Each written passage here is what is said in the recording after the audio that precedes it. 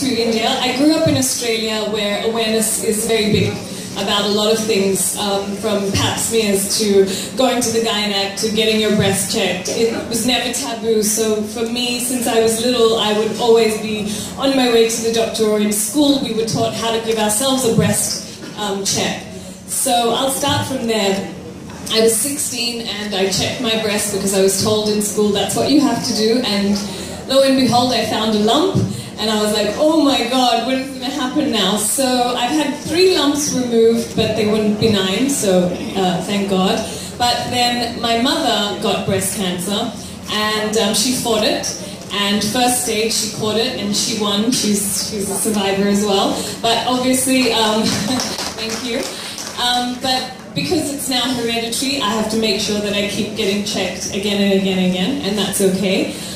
So when Milan bullied me and said, "You're running for my Pinkathon," it wasn't actually the running, it was the breast cancer that it represented, which is what I wanted to run for my mother, because my mom to me is a superwoman. She can do like 500 things at a time, so what's one run? Life ahead. So we take them on a trek just to show them that nothing has changed. You can even get better than you were before.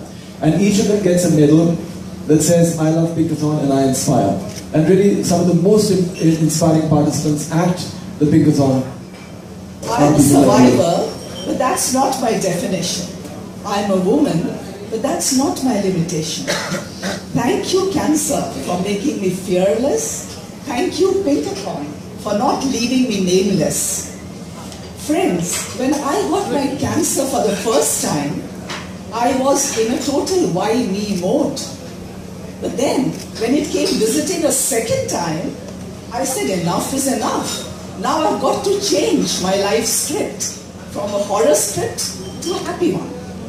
So I thought, let me do something that's really different.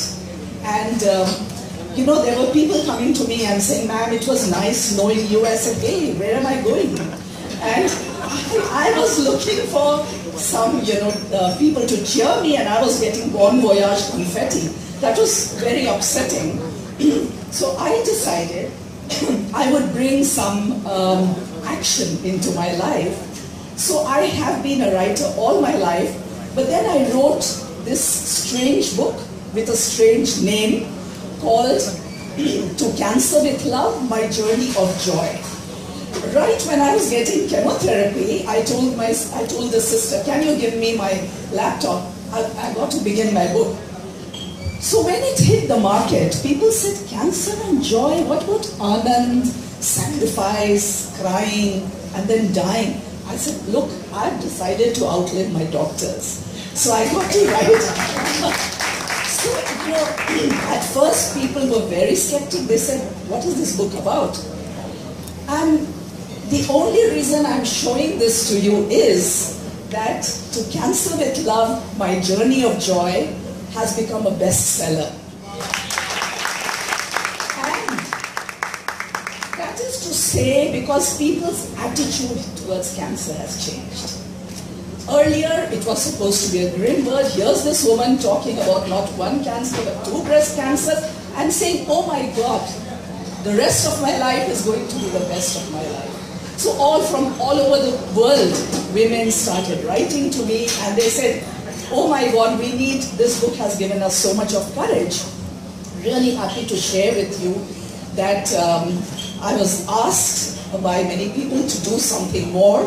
So I didn't have 13 lakhs, which is, I wanted to create India's first graphic novel on cancer, which is another milestone. 2 legends came forward. I went into crowdfunding and I said, "Come on, India, 500 rupees is what you spend in malls. Find this book." And 2 legends came forward. The first, Mr. Ratan Tata. The second, Mr. Amitabh Bachchan.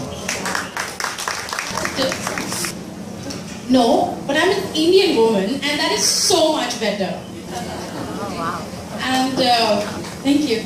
And I realized that, the perception that Indian women have of themselves needs to be a lot better. And I actually made it my mission, apart from growing, of course, a large empire that I do on a daily basis, is really telling women it's really, really important